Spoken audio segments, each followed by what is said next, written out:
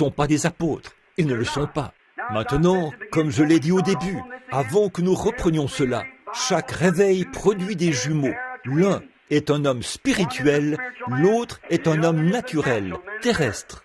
J'ai adhéré à l'Église. Je suis aussi bon que n'importe qui. C'est ce que ce réveil a produit. C'est ainsi pour chaque réveil. C'est ce que celui de Luther a produit, c'est ce que celui d'Irénée a produit, c'est ce que celui de Saint-Martin a produit, c'est ce que celui de Colomba a produit, c'est ce que celui de Wesley a produit, c'est ce que la Pentecôte a produit. C'est exactement cela. Vous voyez comment ils se sont dégradés? Ils ont bâti leurs églises, de grandes et belles bâtisses, et se sont continuellement éloignés. Et, oh miséricorde, ils se lèvent et récitent le credo des apôtres. Je crois à la Sainte Église catholique romaine et à la communion des saints. Toute personne qui croit à la communion des saints est un spirit. Tout ce qui communie avec les morts est du diable. C'est tout à fait vrai. Nous avons un seul médiateur entre Dieu et l'homme. C'est Jésus-Christ, l'homme. C'est vrai. C'est ce que Pierre a dit.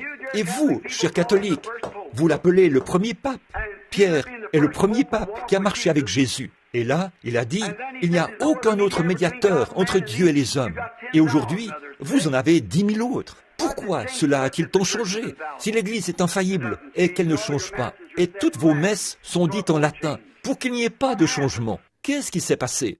Où trouvez-vous le credo des apôtres dans la Bible? Si les apôtres avaient un credo, c'était « Repentez-vous et que chacun de vous soit baptisé au nom de Jésus-Christ pour le pardon de vos péchés ». Je n'ai jamais entendu dire qu'ils connaissaient d'autres credos ou qu'ils aient déjà récité autre chose. Mais pour ce qui est des saintes églises romaines et de toutes ces autres choses, et de Dieu le Père Tout-Puissant qui préserve les cieux et la terre, c'est une absurdité. Voyez, c'est vrai, ce n'est pas dans la Bible, ça n'existe pas dans les Écritures, c'est inventé, c'est un credo qu'ils ont inventé. Mais c'est, toutes ces prières et tout ça, ce sont des choses inventées.